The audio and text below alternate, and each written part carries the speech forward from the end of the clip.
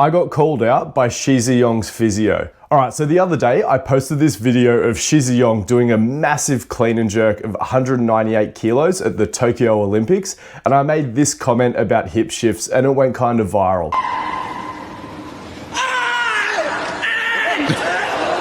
Oh, now he's just showing off.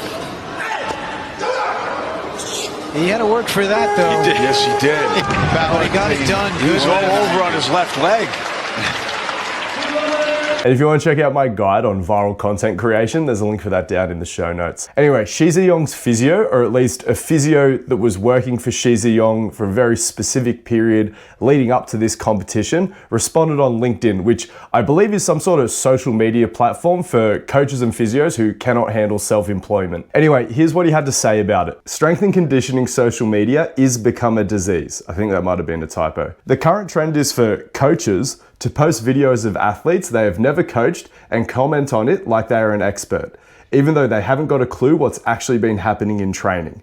This is a perfect example. An Instagram coach who claims that Zhiyong didn't worry about improving his asymmetry and just focused on getting strong before power cleaning 190 kilos. Well, for over a year before this competition, myself and my colleague did nothing but work on his asymmetry and imbalances, which is partly why he was able to lift so much without pain. The moral of the story, don't believe everything you see on social media. Just because a coach has thousands of followers and posts other people's work every day, that does not make them an expert. So before I unpack my thoughts a little bit more deeply on whether or not you need to address hip shifts in strength athletes competing at various different levels, I just want to address the Instagram coach allegations and me apparently not being an expert. I have been coaching athletes from general population to competing at the world level. This is my 12th year of doing that. I just happen to have an Instagram account and a really big following. So don't get me confused with all those coaches who just have an Instagram account and don't have close to 12 years of coaching experience. Like I said, I have not just worked with Susan from accounting.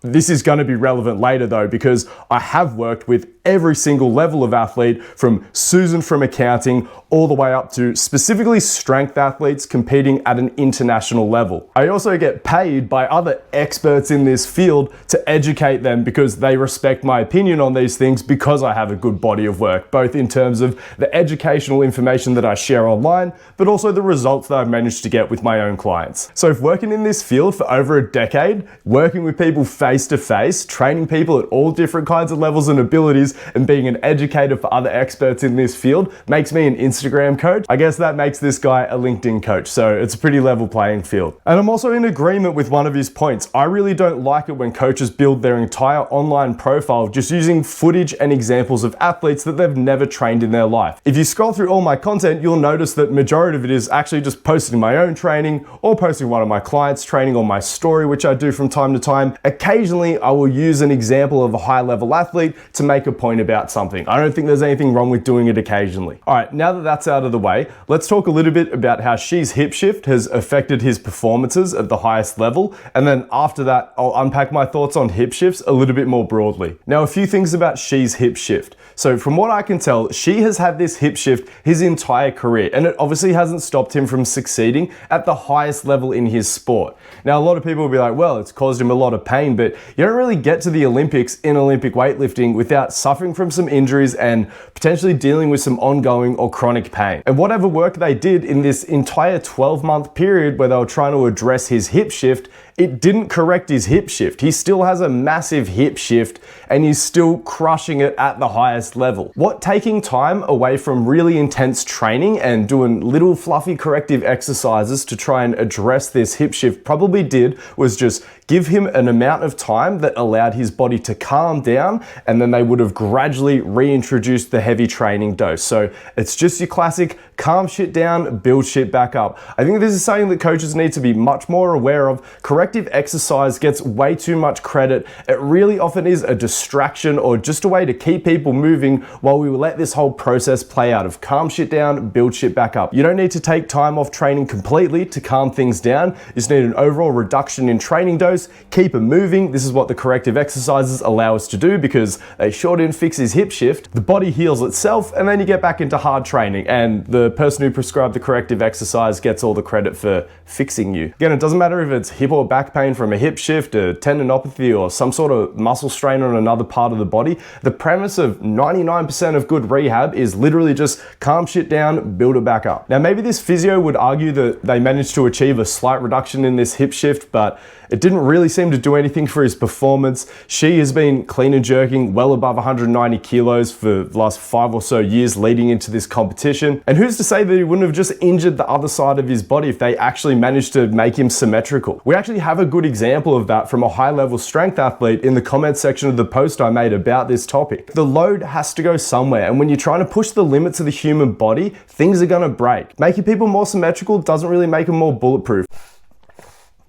Okay, so the comment I'm about to show you is from an incredibly strong lifter. He squats 315 kilos at 74 kilos body weight, and he's only 19 years old. So I'll just leave you to sit with that information for a little bit. Absolute freak of nature. And he says, ironically, fixing my hip shift resulted in increased hip pain for a while, since my one leg wasn't used to the load placed on it now that I was more symmetrical. Obviously went away with time, but the main point is here that while hip shift can be fixed and in some cases will maybe lead to some increased performances, it shouldn't be the priority of your program, nor should it have significant influence over it. The priority should be getting stronger and progressing exercises. This is the exact point that I was making in the post the whole time. To a large extent, the biomechanics or the technique that you express in various exercises or movements, it's just an expression of your physical qualities. You are often going to have one side that is stronger than the other. This is completely normal, and it's not increasing your injury risk. Now, ironically, Elliot has actually managed to continue getting stronger since fixing his hip shift.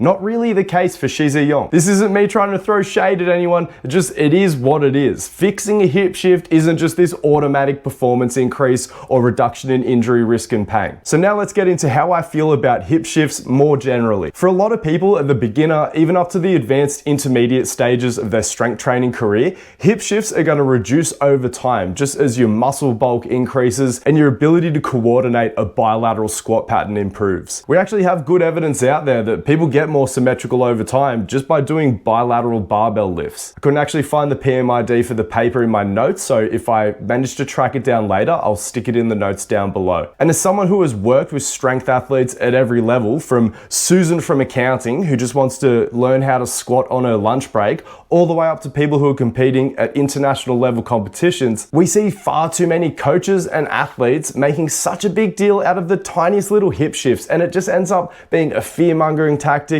and just distracting people from their actual goals, which is getting stronger at the lifts themselves, especially when ultimately they are not increasing their injury risk and it's not a rate limiter for their performance. For some reason, coaches often forget that performance sports aren't beauty pageants, and what works, works, regardless of whether or not it fits your aesthetic. And again, before someone tries to make this point, the whole reason I'm emphasizing that I've worked with strength athletes of various levels is because the differences between high-level athletes and absolute beginners or just general population are greatly exaggerated. I would know because I've worked with both of them. The biggest difference between lower level strength athletes and high level strength athletes is high level athletes often experience more injuries and more pain and even more chronic pain because they are often pushing through pain, pushing through injury because they have a huge competition coming up and they can't afford to take the time off because often their livelihood depends on it. So this can often lead to, like I said, more pain and injuries, but it's really just from pushing the limits of the human body harder, not because of a hip shift or some other muscular imbalance. If it was that important, probably would have limited them from reaching the highest level in the first place, right? They're obviously able to stay healthy enough to string all that training together to reach the highest level.